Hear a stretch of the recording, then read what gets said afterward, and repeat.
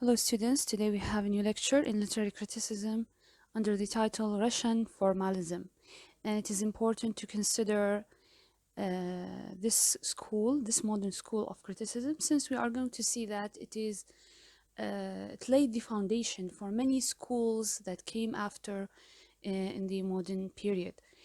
So what do we need to know first in Russian formalism? In the middle of the second decade of the 20th century, two distinct groups of Russian scholars emerged in Moscow and Petrograd, who radically changed the direction of literary theory and criticism. So mainly here, actually, there are names for these two groups of Russian scholars. I didn't include names, but if you go to the references and if you search these two schools, you are going to see actually there are specific names they are known for. These two different groups of scholars, it is for them that when we say that Russian formalism was formed on the hands of these two groups of scholars. And their main concern was, let's say, to change the direction of literary theory and criticism. So basically, they intended to do something new in literary criticism and theory. So what is this school that we call for Russian formalism, and what were they influenced by, if we can say? Russian scholars declare the autonomy of literature and poetic language, advocating a scientific approach to literary interpretation. So we can think of this school as being influenced by the scientific methods, let's say the dominance of scientific way of thinking. So this scientific approach, they wanted to, or let's say, they tried to apply this influence on literature. How can we study literature in more objective basis? Because we all know that when we speak about science, we are talking about objective methods of let's say, studying literature. So autonomy, what does this mean? It means that there is no need to consider any other, let's say, fields or disciplines or anything outside literature in order to understand literature. You can take literature and poetic language as a whole by themselves and study them independently as an entity by themselves, and then you can come up with certain theories or analyses about them. So there is no need, for example, to study history or to study the author's life or the social context or all these different things that usually were studied alongside literature or in the analysis of literary works. So literature alone has to be studied. The autonomy, okay, it is a discipline by itself. It is a field by itself that has its own terms that can be analyzed and understood by itself. Literature should be investigated as its own discipline, not merely as a platform for discussing religious, political, sociological, or philosophical ideas. So instead of interpreting a literary work and saying that, well, this work has certain religious themes or connotations, or that work has certain political dimensions, or that work, for example, discusses certain philosophical ideas, all these different things that we take with us in order to study literature, we should avoid them, because literature alone should be considered a field standing by itself and can be studied alone. Okay? The terms formalist and formalism were first rejected by the Russian formalists themselves because they believed their approach to be dynamic and evolutionary, not formal. Well, where does it come from, this word, formal, formalism? It's basically taken from the word form, which means what? It means this school, according to those who named this approach, they called it formalism. Why? Because they believe that these scholars were mainly concerned with form. So if you don't study the literary work in order to understand, or if you don't study it on the light of religion, nor in the light of politics, nor in the light of sociology, nor in the light of philosophy, so what are the things that you are studying then? if you are not paying attention to the author's life, you are not paying attention to the historical context or the age. So what are the things you are studying? What's left? What is left actually is the form. This literary work is dealt with as just a form which consists of certain devices, certain, let's say, techniques, certain linguistic features. Okay, so that's all we are left with. If we remove all the other elements and we consider that they are not related to the study of literature, so what is left is just the linguistic and the things that are related to the form of the literary work. That's why those who named this new approach took this word formal, formalism, formalist. But the Russians, the Russian scholars, the Russian formalists, they didn't approve this term. They said, no, we are not just mainly concerned with the form. We are talking about a text that is dynamic, that is not just related to a specific theme, that is related to a specific period of time. We are talking about a text that is more dynamic, that can relate to any time, any theme, any period. Okay, so they didn't just abandon, let's say, the content totally. The Russian formalists يعني هم ما كانوا يعني مو تخلوا تماما عن فكرة المحتوى أو أهمية المحتوى أو الأفكار وبس ركزوا على الشكل. لا، هم يقولون الشكل لازم يكون دايناميك، يعني بحيوية أكثر، ممكن يتجاوب مع اختلاف العصور لأنه إذا تجي للمحتوى والأفكار، محتوى الأفكار ممكن تتغير مع الوقت. فشون ممكن أني أجيب فكرة لعمل أدبي إلها سياق تاريخي معين، وهذه الفكرة ممكن ما يكون لها معنى بسياق آخر، فبهيك حالة هذا النص شو راح يصير بيه؟ يعني يفقد معناه، يفقد أهميته. ذلك التركيز كان على شنو؟ على عناصر داخل النص نفسه، ممكن في أي وقت وفي أي زمان آخر غير الزمان اللي كتب به النص ممكن تتفاعل مع السياق الجديد. Okay, so what we mean by dynamic is that the literary devices inside the text, the linguistic forms inside the text, can, let's say, interact with any period of time, regardless of the content. I mean, content may be at certain time, other than the time that the text is written. Maybe it's not relevant to the readers, but if the relation between the readers and the text is based on the form, then there could be something more dynamic for the text. Okay, this is what they mean, and they feel that just considering them to be formal in the sense that they are only interested in the form or the techniques or the linguistic features was not something that is fair for their approach. Okay, Russian formalists grounded their theory in the work of Ferdinand de Saussure, the French linguist and the founder of modern linguistics. All the students of linguistics are, I know that they are totally familiar with Ferdinand de Saussure، اللي هو عالم اللغة الفرنسي الشهير، أو أعتقد بعض يسمونه سويسري هو، يعني سويسري أو فرنسي I'm not sure يعني exactly, but his theories were mainly about linguistics and the forms and the relation between the signified and the signifier. كل هاي المسائل اللي تتعلق ب خلينا نقول هاي الأفكار الجديدة اللي ظهرت في علم اللغة، البنيوية يسموها structuralism. So they were mainly influenced by him, and they grounded their theories on his work. To study literature is to study poetics, which is an analysis of a work's constituent parts, its linguistic and structural features, or its form.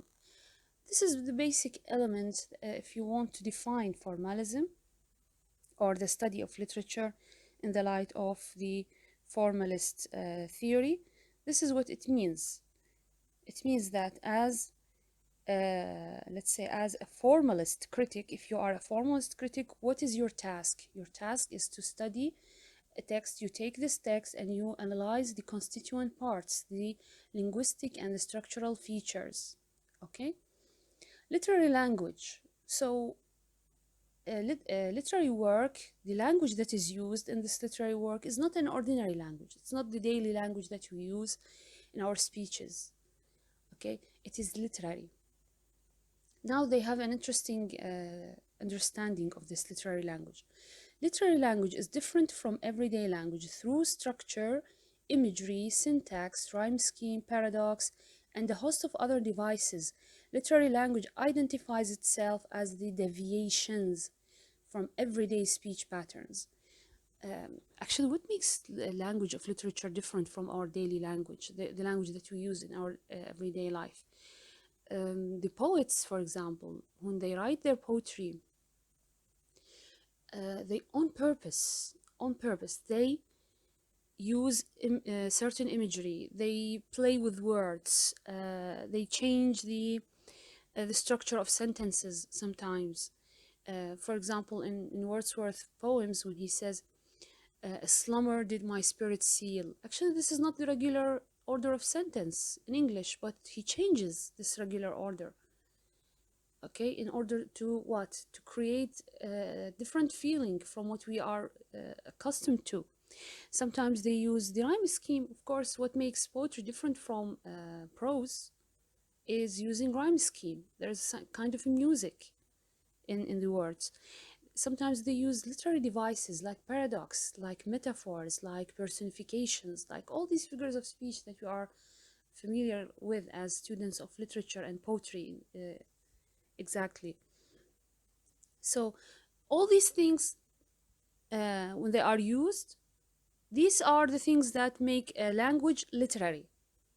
Okay, يعني اللغة الأدبية شنو ميزتها عن اللغة العادية اللي احنا نستخدمها بحياتنا اليومية؟ انه اكو محسنات لفظية، بلاغية، ادوات معينة، تكنيك معين بترتيب الجمل يستخدمها الكاتب او يتلاعب بطريقة ترتيب الكلمات. كل هاي الامور الشكلية اللي تخص اللغة، اللي يتلاعب بيها الكاتب او الشاعر، هي اللي تخلي اللغة تتحول من لغة اعتيادية الى لغة ادبية. Okay, so this is what creates literary language. And literary language, according to the formalists, okay, means that what the poet is doing is he's defamiliarizing. لاحظوا هاي الكلمة defamiliarization or estrangement. He is taking this familiar language for that is familiar to us and he's defamiliarizing. يعني الشيء المعتاد اللي احنا نعرفه بشكل معين ياخذه ويحوله إلى شيء غير معتاد، يعني غريب. زين شنو الفائدة؟ Why take something familiar and defamiliarize it? And what does this do to the readers or the audience? Actually what it does, it catches their attention. يعني أنت كقارئ اللغة بسبب أنه صار تلاعب بيها وتغيير بيها وخرجت عن المألوف، فهي راح تلفت انتباهك. ليش؟ لأنها صارت غريبة، شيء جديد. Something totally new that your mind is not used to. So it is going to capture your attention. In addition to the analysis of the constituent devices in poetry, formalists also analyzed narrative prose. We are not just talking about poetry, even in prose, this thing, let's say this idea is applicable also. So in prose, the story, the main idea, the story that we come up is called fabula. So they call it fabula. It means the story. And the changes, let's say, the additions, the changes, the things that the writer adds to the story are called sujet. Okay, plot. Sujet or sujet, I'm not really sure about the pronunciation. So what is a fabula? It's the raw material of the story. So the main story that you have in mind, the characters, the main, let's say, events of the story that you have in mind. And of course, as a writer, if you have a story in your mind, this is not enough. You have to create a certain organized form for this story. You should add certain devices. You should add certain, let's say, chapters, sections, even techniques that you use in order to communicate to the reader the characters, the techniques that you use in order to show how things are going to happen, the order of things. So, for example, as a writer, you may use foreshadowing. Okay, maybe you going to use flashbacks. Okay, in order to tell the story. All these different techniques that you use, and you apply them to the main story, to the raw material, in order to create this literary work. These are what we call sujet. So the literary devices the writer uses to transform a story into a plot. Okay, by using techniques like digressions, surprises, disruptions, the writer dramatically alters the fabula. And we are all, as readers of literature, are familiar how the writers, how they play with using these devices, how they play with the characters, with the events, with all the things inside a story, in order to create a certain effect in the readers.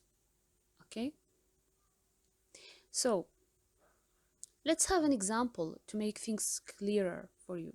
When we read in a poem the expression dazzling darkness, well, you are reading a poem and you came across this expression, dazzling darkness. Usually in your daily life, you don't hear such expression. Maybe we are not actually talking in a literary way in our daily life. So this is a very literary expression, and what makes it catch your attention is that you don't usually see these words together. So it catches your attention to the unusual pairing of these two words and the image they create in our minds. There is something new here, something strange. Actually, what they are trying to do is they are trying to say that you are always, your mind needs something strange in order to make it awake and start to think in a new way. Okay, to give a new perspective to your mind. So our ordinary experience of everyday language is slowed down. This is important. uh, Usually when you are, if you are dealing with your ordinary language, you are going to take these expressions and words that you hear easily, understand them quickly. But if there is something as dazzling darkness, which is totally new to you, it makes you slow down. You are not going to take it as usual. You are going to think about it. So this is what you are slowing down. Okay, because we need to understand the meaning of the expression. This literary language has defamiliarized, which means made strange, what is normally ordinary, thus calling our attention to its literariness, the element of literariness. It has called your attention, so now you understand that this is not ordinary, this is literary. Okay, this is literary, and now you have to deal with it as a literary language. And as long as you are dealing with it as a literary language, you are going to analyze it, you are going to try to understand what is the meaning behind, what is this image the poet is trying to show us when he says dazzling darkness. How could darkness, which is something usually fearsome, usually related to unknown, usually related to let's say fear, how could it be dazzling? This is really something interesting to think about. So you start to analyze a text. You see, literary language, literariness of a text forces you to take a break, to stop, and then to start to start to start to think about a new way of seeing things. This allows the readers or listeners to experience part of their world in a new way, intensifying the act of perception. It makes your perception of ordinary things as what? Intensified. It creates new ways of thinking. So for the formalist, this is just in brief. For the formalist, form is superior to content. Important to know this. Russian formalism were suppressed and disbanded in 1930 by the Soviet government because of the political changes that took place in Russia. This is what happened, but their approach resurfaced in the 1960s in French and American structuralism. So what is next? If you are going to read other things that are related to formalism, Russian formalism, you can search and read about structuralism and also about new criticism, because if you go back to the lecture that I have made about new criticism, you are going to see that there are many similar elements between these two literary theories or literary criticism schools. This was all that we have for today. Thanks for listening. See you in next videos.